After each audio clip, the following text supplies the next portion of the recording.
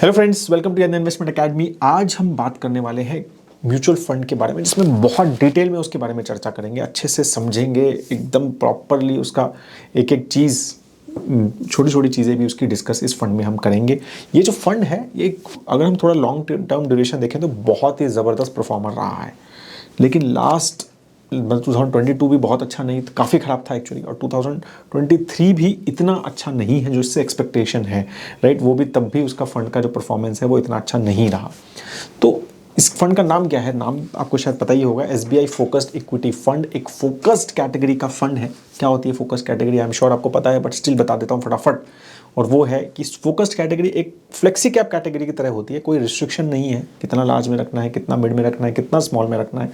Pure equity category है, लेकिन एक ही रिस्ट्रिक्शन है, वो है नंबर ऑफ स्टॉक्स। इस कैटेगरी में जो फंड होता है वो 30 स्टॉक से ज़्यादा में इन्वेस्ट नहीं कर सकता। 30 स्टॉक की उसकी मैक्सिमम लिमिट है। तो इसलिए ऑब्वियसली इसका रिस्क जो है बढ़ जाता है, क्योंकि डाइवर्सिफिकेशन आप लिमिटेड कर सकते हैं ना। और ये तो एक बड़ा फंड है और इसमें भी लिमिटेड डाइवर्सिफिकेशन है। तो इसके बारे में हम बात करेंगे इस वीडियो में, और किस तरह का ये रिस्क ये फंड लेता है। ठीक है, तो बहुत डिटेल में बात करेंगे। सारा जो डेटा है हम जो ले रहे हैं वो इन्वेस्ट चेतना के फंडोमीटर के टूल से है, और आई एम टेलिंग यू, बहुत सारा डेटा जो हम यहाँ पर शो करेंगे वो आपको कहीं पर भी नहीं मिलेगा, सिर्फ फंडोमीटर पे मिलेगा। और कुछ ना कुछ डिस्काउंट चलते ही रहते हैं, अभी भी कुछ चल रहा है, वो आप ज़रूर ऑफर्स पे देखिए जब अगर आप उसको लेना चाहते हैं। तो पहले स्टार्ट करते हैं फंड हाउस के बारे में। ऑब्वियसली SBI फंड हाउस है, बिगेस्ट AMC है इंडिया की, राइट। काफ़ी एक अच्छी AMC है, कंसिस्टेंट परफॉर्मर है, one of the oldest AMCs में से भी है। ठीक है, और बहुत ही अच्छे फंड्स इनके पास हैं। अगर हम इक्विटी फंड्स के बारे में देखें तो काफ़ी अच्छे फंड्स, काफ़ी अच्छे परफॉर्मर फंड्स इनके पास हैं। तो ऑब्वियसली एक काफ़ी अच्छी AMC से ये बिलोंग करते हैं। फंड जो है काफ़ी पुराना भी है, 2004 में एक्चुअली स्टार्ट हुआ था, बट 2018 में मेजरली इसका काफ़ी चेंज हुआ। 2018 से पहले इसका नाम भी डिफरेंट था, SBI इमर्जिंग बिजनेस फंड था। ये majorly small and mid cap oriented fund ज़्यादा था। अब जो है ये मोर फोकस्ड और मोर फ्लेक्सी ओरिएंटेड फंड ये है। रिटर्न सिंस इंसेप्शन ऑब्वियसली 2004 से तो काफ़ी अच्छे रिटर्न्स इन्होंने दिए हैं, राइट। और मतलब 19% की अगर हम रेगुलर प्लान की बात करें तो 19% के रिटर्न ऑलमोस्ट सिंस इंसेप्शन इस फंड ने दिए हैं। अब आप ये अगर मार्केट कैप का डेटा देखेंगे कि किस तरह से इनका मार्केट कैप चेंज हुआ है, जैसे मैंने बताया 2018 के बाद ही मेजरली काफ़ी अच्छा लार्ज कैप एलोकेशन इस फंड ने लेना शुरू किया, राइट। 2014 के बाद बढ़ाया और 2018 के बाद और बढ़ाया। तो अब लार्ज कैप एलोकेशन अराउंड 60% है, 19% मिड कैप एलोकेशन है। तो ब्लू कलर से आपको मिड कैप एलोकेशन दिख रहा है। स्मॉल कैप एलोकेशन सिर्फ 6% रह गया, जबकि स्मॉल कैप एलोकेशन 2018 से पहले अच्छा खासा था। अगर आप 2018 से पहले देखोगे तो 30% स्मॉल कैप एलोकेशन था। तो काफ़ी एक स्मॉल और मिड कैप ओरिएंटेड फंड से लेके इसने पूरा शिफ्ट किया है, और अब स्मॉल कैप में ज़्यादा एलोकेशंस नहीं है। 2018 के बाद कर कंसिस्टेंटली वो ट्रेंड है, बीच में तो ऑलमोस्ट नेग्लिजिबल कर दिया था, जीरो कर दिया था, बट अब स्टिल फिर भी उनके पास 6% स्मॉल कैप एलोकेशन है, right. They also have a overseas equity allocation, मतलब US वगैरह के स्टॉक्स में भी थोड़ा सा एलोकेशन है, 7% का है कंसिस्टेंट करंटली। और अगर आप ये येलो कलर देखेंगे तो ये 7 to 10 के आसपास का ही एलोकेशन इन्होंने उसको रखा है, and they have introduced it in 2020। तो लास्ट 3 साल से इन्होंने ये एलोकेशन US इक्विटी में लेना शुरू किया है, और लास्ट 3 साल से वो 7 to 10% के एलोकेशन में इन्होंने उसको रखा है। तो ये समझने की चीज़ें हैं क्या क्या है। कैश अराउंड अभी 8% है, और अगर आप ये वाला टॉप कलर देखेंगे तो cash allocation specially after 2018 consistently इन्होंने काफ़ी अच्छा रखा है। मतलब अभी भी 7-8% है, तो पहले भी देखेंगे तो सिर्फ 2020 में मेरे को लगता है कि ये 3-4% रहा, बट कंसिस्टेंटली उससे पहले भी 10% प्लस था एक्चुअली, 12-15% भी इन्होंने कैश एलोकेशन रखा है, और अभी भी इनके पास 8। तो कैश एलोकेशन अच्छा खासा रखते हैं, US इक्विटी में इन्वेस्ट करते हैं, लास्ट 3 साल से तो कर रहे हैं, राइट। लार्ज कैप में एलोकेशन ऑब्वियसली ज़्यादा है, 60% है, और मिड कैप, लार्ज और मिड कैप बेसिकली प्रोफाइल वाला फंड मेजरली अगर आप देखेंगे। और अगर आप ओवरसीज इक्विटी को भी लार्ज कैप मान लें, बिकॉज ऑब्वियसली बड़ी कंपनीज में इन्होंने इन्वेस्ट किया है US की, तो ऑलमोस्ट आप मान सकते हैं कि 67% इनका लार्ज कैप एलोकेशन है। तो एक मेजरली लार्ज और मिड कैप ओरिएंटेड फंड आप इसको बोल सकते हैं करंटली, और वही ट्रेंड है सिंस 2018, कुछ ऐसा डिफरेंट ट्रेंड नहीं है। इसी तरह से they are working on this fund as well, ठीक है। परफॉर्मेंस की वजह से ज़बरदस्त इस फंड का ग्रोथ हुआ है एसेट अंडर मैनेजमेंट में, राइट। अगर आप देखोगे 2019 में ये फंड 3,500 करोड़ का था, अब 30,000 करोड़ का है। तो you can just imagine right कि 10 almost 10 times this fund has become in just I think like 4 years, like 4.5 years, so which has been phenomenal growth in asset under management. This fund has मतलब shown, end of course वो आप performance में आप देखोगे तो आपको समझ आएगा कि क्यों इतना ज़बरदस्त इस फंड ने परफॉर्म किया है, राइट। और तो बहुत ही ज़बरदस्त परफॉर्मेंस है। अभी एसेट अंडर मैनेजमेंट इतना बड़ा हो गया है, आगे इसकी वजह से खराब हो रहा है क्या रिटर्न्स वगैरह, तो उसके बारे में थोड़ा हम डिस्कस करेंगे इसमें। अब रिटर्न्स के बारे में बात करते हैं डायरेक्टली, राइट। तो लास्ट 1 year में फंड ने 18.5% रिटर्न दिए हैं ऑलमोस्ट, राइट। और जो इक्विटी फोकस कैटेगरी है उसने थोड़ा ज़्यादा दिया है, जबकि S&P 500 बराबर है। लेकिन 3 साल में इस फंड का परफॉर्मेंस अच्छा नहीं है, राइट। 3 years ट्रेलिंग रिटर्न्स में अगर हम देखेंगे तो फोकस कैटेगरी और इंडेक्स जो है ऑलमोस्ट सिमिलर है, बट इसका परफॉर्मेंस इतना अच्छा नहीं है। लेकिन 5 year में थोड़ा बेटर हो जाता है, 7 year में fund has done very well, and 10 year में fund has done very well, right. तो बेसिकली अब जो कंसर्न है वो एक डेफिनेटली 3 year वाला है और 1 year वाला है। तो शॉर्ट टर्म में कुछ इशू है जो फंड ने, जैसा मैंने इनिशियली भी बताया कि फंड इतना अच्छा परफॉर्म नहीं कर रहा है, ठीक है। और अब हम जब कैलेंडर रिटर्न देखते हैं तो आपको वो और चीज़ क्लियर हो जाएगी कि क्यों मैं बोल रहा हूँ ये कि 3 year में परफॉर्मेंस अच्छा नहीं है, और वो है 2022 का उनका काफ़ी ख़राब परफॉर्मेंस। 2022 में फंड ने -7.6% रिटर्न दिए, और जब कैटेगरी एवरेज है वो 2% प्लस था और इंडेक्स 4% प्लस था, 4.8% प्लस था। तो एक सिग्निफिकेंट खराब परफॉर्मेंस 2022 में फंड का हुआ, और इसकी वजह से ही आपने देखा कि 1 year, क्योंकि 1 year तो अब हम 2023 भी ऑलमोस्ट खत्म होने वाला है ना, तो 1 year तो मेजरली 2023 की परफॉर्मेंस आई है उसमें, 2022 की नहीं आई। इसलिए 1 year अगर हमने ट्रेलिंग में देखा तो हमें 18.4% रिटर्न दिखे, और जो ज़्यादा खराब नहीं थे एज कम्पेयर टू इंडेक्स, तो एटलीस्ट इंडेक्स के बराबर ही हैं, कैटेगरी एवरेज से थोड़े खराब है। लेकिन जब हम बात करते हैं 3 year की, तो 3 year के रिटर्न्स काफ़ी खराब लगते हैं, और वो उसका मेजर रीज़न इज 2022, राइट। 2021 में जबकि परफॉर्मेंस इनका काफ़ी अच्छा रहा, ठीक है। देखिए 44% रिटर्न, 32.9% रिटर्न रहे, क्या कहते हैं, कैटेगरी एवरेज के 31% रहे इंडेक्स। तो एक बहुत ज़बरदस्त परफॉर्मेंस के बाद बहुत ख़राब परफॉर्मेंस। तो मतलब अगर हम देखेंगे 2021 में जो अच्छा किया वो सब बराबर कर दिया इन्होंने 2022 में, ठीक है। जितने भी रिटर्न आपने एक्स्ट्रा कमाए 2021 में, जो भी अल्फा क्रिएट किया 2022 में, सब बराबर हो गया, ठीक है। उससे पहले अगर चलो उससे पहले चले जाते 2020 में भी परफॉर्मेंस ज़्यादा अच्छा नहीं था, ठीक है। लेकिन 2019 में बहुत ज़बरदस्त परफॉर्मेंस था। एक ऐसे ही चल रहा है, बहुत ज़बरदस्त परफॉर्मेंस, खराब परफॉर्मेंस, बहुत ज़बरदस्त परफॉर्मेंस, खराब परफॉर्मेंस, राइट। और फिर 2018 में performance was okay, nothing great, but 2017 में again very good performance, right. तो उससे पहले मैं ज़्यादा जाता नहीं हूँ क्योंकि डिफरेंट फंड था, थोड़ा small and mid cap oriented था, बट 2017-18 से ही ज़्यादा देखना चाहिए एक्चुअली अपने को। बट उसके बाद आप देखेंगे तो एक अच्छा एक खराब, एक अच्छा एक खराब, अभी तक 4 साल ऐसा रहा है। और 2000 अगर YTD देखें, मतलब यहाँ तक के अभी तक के रिटर्न देखें तो 19.5% रिटर्न है जो इस साल में दिए हैं, राइट। मतलब 2023 में दिए हैं 19.6% रिटर्न दिए हैं, कैटेगरी एवरेज के 22 हैं और इंडेक्स के 21.82 हैं। तो इस साल भी परफॉर्मेंस एवरेज से थोड़ा कम ही है, ठीक है। एवरेज थोड़ा, बहुत ज़्यादा डिफरेंस नहीं है। 2020 में तो 22 में तो बहुत ज़्यादा डिफरेंस था, बट एवरेज से थोड़ा कम है। समथिंग ऑन 2020 वाला रिटर्न है। तो मतलब जो ये वाला परफॉर्मेंस एक्सपेक्टेड था कि बहुत ज़बरदस्त होगा, एक खराब एक अच्छा, एक खराब एक अच्छा, एक खराब अच्छा एक्सपेक्टेड था 2023 में, तो वो नहीं आया अभी तक तो, राइट। और अभी टाइम ज़्यादा बचा भी नहीं, तो लगता भी नहीं कि बहुत ज़्यादा डिफरेंस आएगा, राइट। तो वो भी खराब ही आया। अब 2024 कैसा रहता है वो बहुत इंपॉर्टेंट हमारे लिए रहता है। तो फंड ने परफॉर्म जब करता है तो बहुत ज़बरदस्त करता है। तो ये भी चीज़ समझनी है कि आप देखोगे 3 साल, मतलब अगर हम देखें तो एक छप्पर फाड़ के रिटर्न देता है, ज़बरदस्त इंडेक्स। लेकिन ये जो 2022 है, ये एक मेरे को लगता है कि इन्होंने इतना खराब परफॉर्म किया है कि इसकी वजह से थोड़ा टेंशन है। हम रोलिंग रिटर्न परफॉर्मेंस देख लेते हैं, ठीक है। तो रोलिंग रिटर्न्स में 3 year lowest return, 3 year very very good returns, I think 3 year lowest 4.77 के ही है, हाईएस्ट 26.87, ठीक है। तो उस हिसाब से 3 year रिटर्न्स, 3 year के हिसाब से भी रिटर्न अच्छे दे रहा है। 5 year में भी रिटर्न्स इनके कैटेगरी एवरेज और इंडेक्स से बेटर है, और 7 year में भी रिटर्न्स आर वेरी गुड। तो रोलिंग रिटर्न्स वाइज परफॉर्मेंस काफ़ी अच्छी रही है, तो उसमें कोई इनका डाउट नहीं है।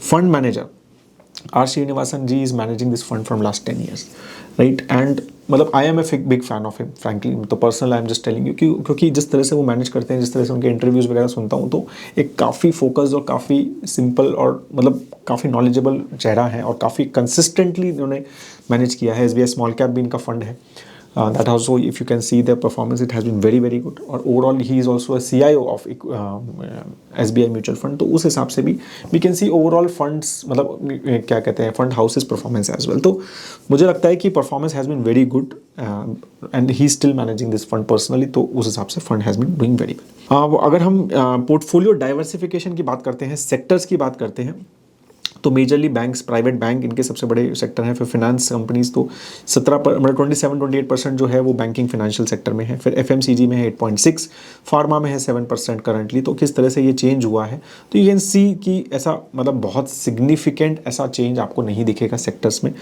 मेरे को लगता है कि ओवरऑल शायद FMCG ज़्यादा था 2019 में, दैट हैज़ रिड्यूस्ड, अगर हम 16% से ऑलमोस्ट 8.6 पे गए हैं, ठीक है। और फाइनेंशियल सेक्टर का थोड़ा थोड़ा एलोकेशन इन्होंने बढ़ाया है, ठीक है। That is also major change which I am seeing, right. But last अगर हम 2-3 साल में देखेंगे तो बहुत significant sector allocation change at least top 4-5 sector में नहीं दिख रहा है। ऐसा नहीं है कि बहुत ज़्यादा डिफरेंस दिख रहा है, ठीक है। अब हम स्टॉक्स की बात करते हैं, राइट। तो किस तरह से स्टॉक्स जो हैं वो चेंज हुए हैं। नवंबर 2023 तक का मेरे पास डेटा है, तो ICICI बैंक इनकी सबसे बड़ी होल्डिंग है, मुथूट फाइनेंस नंबर 2 सबसे बड़ी है, alphabet which is Google, like I said 2018 से ही उन्होंने वो बाइंग स्टार्ट की, तो वो 7.2% है, उसका भी बढ़ा है एलोकेशन, राइट। तो अल्फ़ाबेट इनकी सबसे बड़ी होल्डिंग है, और 7.2 ओवरसीज़ इक्विटी मतलब सिर्फ एक ही स्टॉक है, अल्फ़ाबेट ही है, राइट। ओवरसीज़ इक्विटी हमने 7.2 ही देखा था ना, तो वो सिर्फ एक ही स्टॉक में, मतलब इन्होंने सिर्फ एक ही गूगल लिया हुआ है बस, और कोई स्टॉक नहीं लिया हुआ है ओवरसीज़ इक्विटी में। उसके बाद HDFC बैंक है जो 4th पे है, फिर भारती एयरटेल है। और अगर हम सभी देखें, मैंने जैसे बोला कि 2018 के बाद ही हमें फंड को ज़्यादा देखना चाहिए, क्योंकि उससे पहले एक small and mid cap fund था। तो 2018 के बाद इनके मुथूट फाइनेंस हो गया, अल्फ़ाबेट हो गया, ये मतलब टॉप, एक ICICI बैंक को छोड़ के अगर हम टॉप 6, 7, 9, 10 सोलर इंडस्ट्रीज तक देखें, टॉप 10 में सिर्फ एक ICICI बैंक ही था जो इनके पास उस टाइम नहीं था, और अभी नंबर 1 है। बाकी 9 stocks they had at that time also, and now they are having right now also. 10 में से 9 स्टॉक ये लगातार 6 साल से कैरी कर रहे हैं, 2018 से लेके अभी तक 6 साल से कैरी कर रहे हैं उसको। तो उससे लॉन्ग टर्म होराइजन दिखता है फंड, मतलब सोलर इंडस्ट्रीज को कौन जानता था 2018 में, मतलब कौन जानता था, मतलब किसको पता था। आज तो स्टॉक काफ़ी बढ़ गया है, तो बहुत ज़्यादा बात होती है इसके बारे में, बट मैं भी 2018 में देखता था, तो कोई ज़्यादा उसके सोलर इंडस्ट्रीज़ के बारे में बात नहीं करता, तो मतलब उनके पास तब था वो, तो आई एम श्योर कि उसने अच्छे रिटर्न्स उनको दिए होंगे, राइट। तो these are the things which the fund has given, तो definitely performance had been very good. उसके बाद भी ICICI लॉम्बार्ड भी इनके पास ऑलमोस्ट 5 साल से है, right. ZF commercial vehicle control भी 3 साल से है, फिर हटसुन एग्रो भी ऑलमोस्ट 7 ईयर्स से है, राइट। तो इस तरह से अगर आप देखेंगे तो परफॉर्मेंस हैज़ बीन, मतलब the consistency of at least top जो इनके एलोकेशन है वो काफ़ी अच्छी रही है। कुछ फंड्स इन्होंने जो ऐड किए हैं, अगर हम देखें तो श्री सीमेंट मेरे ख्याल से लास्ट 1 साल में ऐड किया है, HDFC AMC लास्ट 1 साल में ऐड किया है, HDFC लाइफ लास्ट 1 साल में ऐड किया है, JSW इंफ्रा ये तो अभी IPO ही आया था, वो 1.21% स्टेक लिया है इन्होंने।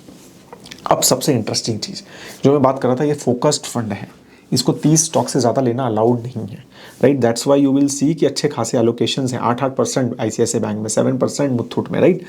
तो आप देखोगे नंबर ऑफ स्टॉक कितने हैं, कितना था उसका, 30,000 करोड़ से ज़्यादा एसेट अंडर मैनेजमेंट है, सिर्फ 22 स्टॉक्स में लिए हुए इन्होंने, 22 स्टॉक्स ओनली। लास्ट ईयर भी 22 थे, उससे पहले 25 थे, 23, 27, मतलब इन्होंने कभी भी 27 लिए थे शायद, कब, 2018 में। उसके बाद कभी भी 25 से ज़्यादा स्टॉक्स बढ़ाए ही नहीं है। वेरी वेरी फोकस्ड अप्रोच, नहीं 30 तक की लिमिट है, मतलब 4-5 स्टॉक, 8 स्टॉक और ले सकते हैं, लेकिन और 30,000 करोड़ एसेट अंडर मैनेजमेंट कर रहे हैं, मतलब ऐसा नहीं है कि छोटा भी एसेट AUM कम है, 30,000 करोड़ जो है, मतलब ये PMS ही तो है ना। अगर हम देखें तो PMS भी तो यही चीज़ें करते हैं कि नंबर ऑफ स्टॉक्स कम होते हैं, तो अगर आप देखोगे तो this is like running A PMS of 30,000 crore, right, with just 22 stocks. I think phenomenal है ये, एक बहुत ही कम, मेरे को लगता है कि इस तरह के इतने बड़े फंड्स इतने कम स्टॉक्स में इन्वेस्ट कर रहे हैं, ठीक है। तो वो मेरे को लगता है कि one of the very very few funds है ये। तो उसके हिसाब से ऑब्वियसली अब रिस्क एसोसिएटेड ज़्यादा ही होगा ना, 30,000 करोड़ 22 स्टॉक्स में है, तो रिस्क भी आपको हिसाब से रहेगा, क्योंकि उतना ज़्यादा ये मूव करेगा। अगर बाई चांस इनमें से कोई भी स्टॉक ख़राब करता है, आप देखोगे कि तो सिग्निफिकेंट इम्पैक्ट उसका रहेगा ओवरऑल पोर्टफोलियो पे। तो आपकी कन्विक्शन बहुत ज़रूरी है। तो फंड मैनेजर का मतलब इसमें स्किल सेट और कन्विक्शन ऑन दो stocks I think is very very important, तभी ये पोर्टफोलियो अच्छा कर सकता है और उसकी वजह से वो रिस्क भी उस हिसाब से इस फंड के हैं। ठीक है, portfolio turnover ratio has been very very low at least in last 3 years. उससे पहले फिर भी ज़्यादा रखते थे ये। नवंबर 2019 में तो उन्होंने मतलब ऑब्वियसली वो चेंज जब हुए थे तो 100% चेंज कर दिया था पोर्टफोलियो। फिर नवंबर 2020 में भी काफ़ी चेंजेस किए, बट अगर उसके बाद अगर हम देखें तो लास्ट 3 साल से 20-25% का ही पोर्टफोलियो टर्नओवर रेशियो है, जबकि कैटेगरी एवरेज ज़्यादा है, तो उस हिसाब से काफ़ी कम पोर्टफोलियो टर्नओवर रेशियो रखा है। Of course AUM has also increase, तो AUM जैसे जैसे इंक्रीज होता है तो पोर्टफोलियो टर्नओवर रेशियो भी डिक्रीज मतलब होना ही है, बिकॉज इतना बड़ा asset under management you can not just turn too much out of that portfolio, right. तो उस हिसाब से भी आई थिंक लास्ट 3-4 साल में ही एसेट अंडर मैनेजमेंट एक ज़बरदस्त रॉकेट की तरह ऊपर गया है, तो उसकी वजह से इनके पोर्टफोलियो टर्नओवर रेशियो सिग्निफिकेंटली इन्होंने डिक्रीज़ किया है। एक्सपेंस रेशियो भी देखोगे तो कैटेगरी एवरेज से कम है, 0.75 है डायरेक्ट प्लान का, रेगुलर प्लान का 1.6 है, कैटेगरी एवरेज दोनों में काफ़ी ज़्यादा है, that is very good. Obviously बड़ा एसेट अंडर मैनेजमेंट है, उसका बेनिफिट है इनको, बट स्टिल सब नहीं करते हैं, ठीक है, इन्होंने किया है तो I think this is very good. अब हम बात करते हैं फाइनली रिस्क रेशियोज़ की, right.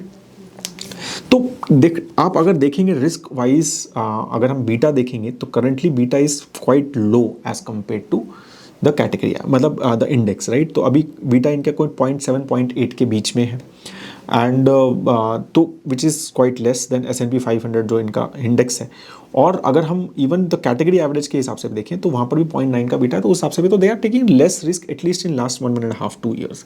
Performance has not been good definitely, ठीक है, तो परफॉर्मेंस उनका अच्छा नहीं रहा है, तो वो चीज़ आपको यहाँ अल्फा में दिखेगी भी। देखो 2021 मतलब अगस्त के बाद 2022 के अगस्त के बाद एक्चुअली नेगेटिव हो गया था alpha, and now it has improved a bit. October they are positive हुआ है at least, but not significant, right. कुछ भी ऐसा नहीं है, 2% का ही पॉजिटिव अल्फा है, और इंडेक्स भी कुछ खास नहीं, मतलब सॉरी कैटेगरी एवरेज भी कुछ खास परफॉर्म नहीं कर रही है, तो कैटेगरी एवरेज का अल्फा भी कुछ ज़्यादा नहीं है, but overall fund has definitely done very well, ठीक है, except 2022, but this is how the fund has been. Similarly standard deviation में आपको दिखेगा तो risk has reduced in last 1.5-2 years.